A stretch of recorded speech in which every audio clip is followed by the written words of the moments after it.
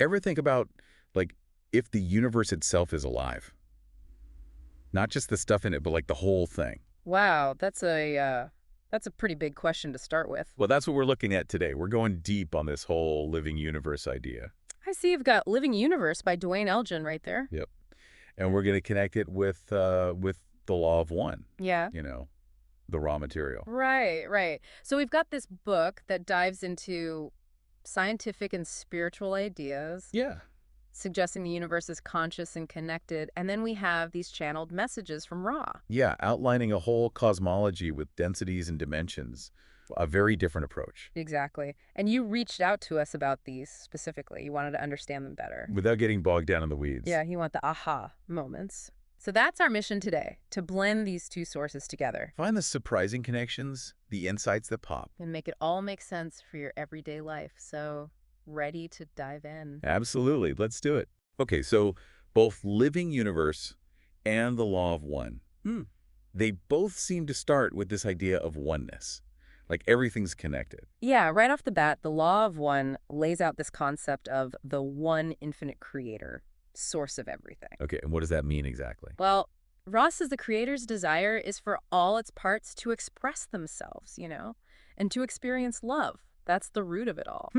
So it's not just about existing, it's about expressing and loving. Exactly. And Elgin, in Living Universe, he talks about the universe as this interconnected whole, right? Like a mother universe, constantly creating through our experiences. It's like we're all part of this huge ongoing story. And our lives are like chapters in that story. Right, and a key point Elgin makes is that our experience is her experience. We're not separate from that. So there's this deep connection between us and the universe. Yeah, both sources, in their own ways, they're pointing to that unity. All right, so everything is connected and comes from this one source. Where does consciousness fit in? I mean, Living Universe talks about consciousness maybe being a fundamental property of the universe, not just in us, but everywhere. Yeah, that's where it gets really trippy. Elgin brings up physicists like Freeman Dyson. Okay, and what did Dyson say? Well, he wondered if even tiny particles like electrons could have some basic form of choice or awareness. Whoa, an electron making a choice. That's wild. Right. And then there's Max Planck. He straight up said that consciousness is fundamental and matter comes from it. Like our minds create matter. It's more like consciousness is the foundation of reality and matter arises from that, a kind of primary perception that's everywhere. Okay, so it flips the script on how we usually think about it. Yeah. Mind first, then matter. And what does the law of one say about all this? Ra is totally on board with this idea. They talk about the original creative thought having a specific vibration. So consciousness is like energy. In its purest form, yeah. And Ross says what they call mind-body-spirit complexes, we're constantly trying to align with that original vibration. Like tuning ourselves to the right frequency. Exactly. And Ra talks about intelligent infinity, right? This energy that's everywhere and can even be channeled to things like the pyramids. Right, and the fact that it's called intelligent infinity tells us something. This energy is smart, it's aware. It's not just some blind force. Okay, so we're building this picture of the universe as energetic, conscious, interconnected, living universe. Talks about the universe being created anew every moment, kept going by this massive flow of energy. What's Rai's take on that? Oh, Rod's got a lot to say about energy. They describe the spiraling light energy. It's everywhere, they say. Omnipresent is the word they use. Yeah. Right?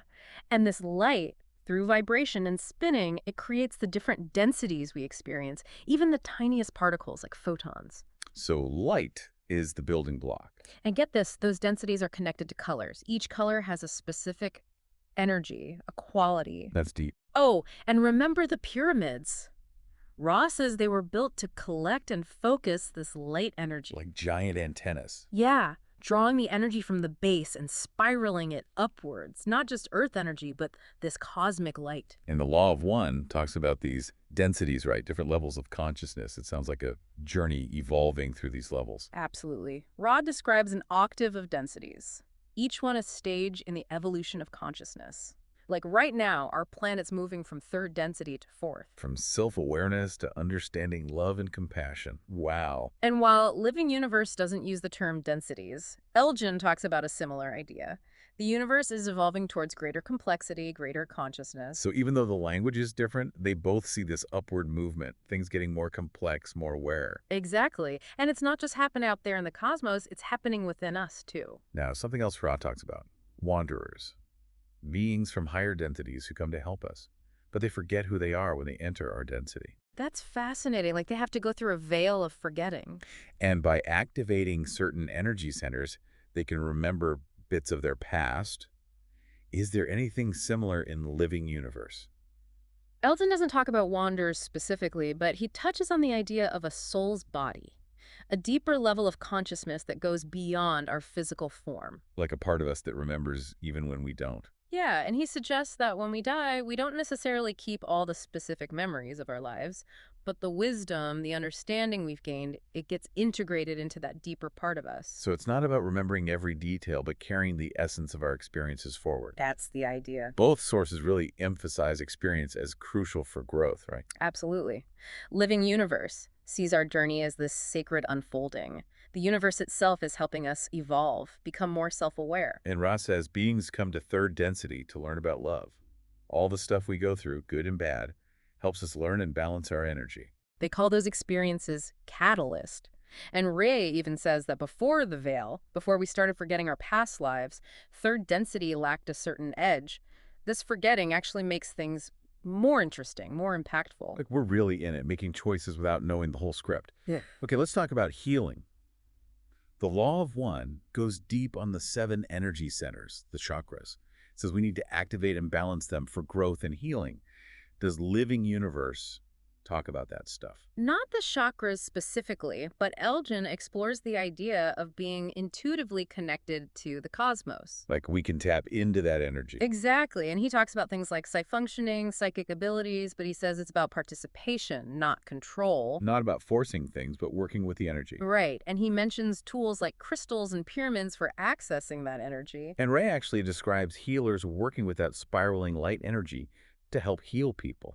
It fits with that idea of being connected to a larger energy field. All right, another key idea from the law of one is this illusion of separation. Ray says we think we're separate, but really we're all part of the one. And that ties into free will. We have the choice to act as if we're separate, even though we're not. And Elgin, in Living Universe, he talks about us needing to recognize that connection, to consciously participate in this living universe. It's about moving beyond that illusion and seeing ourselves as co-creators. So it's not just about believing in oneness, it's about living it. And what about this idea of what's alive? Ray even says the stones are alive. That challenges how we usually think about things. Right. And Elgin quotes George Washington Carver, who said, "If you love it enough, anything will talk with you." Like even what we think of as inanimate objects can respond. That's deep.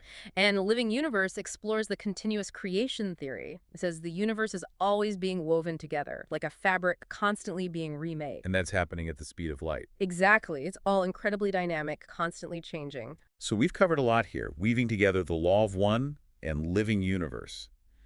They both point to a universe that's far from empty and lifeless. It's conscious, it's energetic, and everything's connected. And you wanted to grasp these ideas quickly but thoroughly to get those aha moments. Hopefully we've achieved that.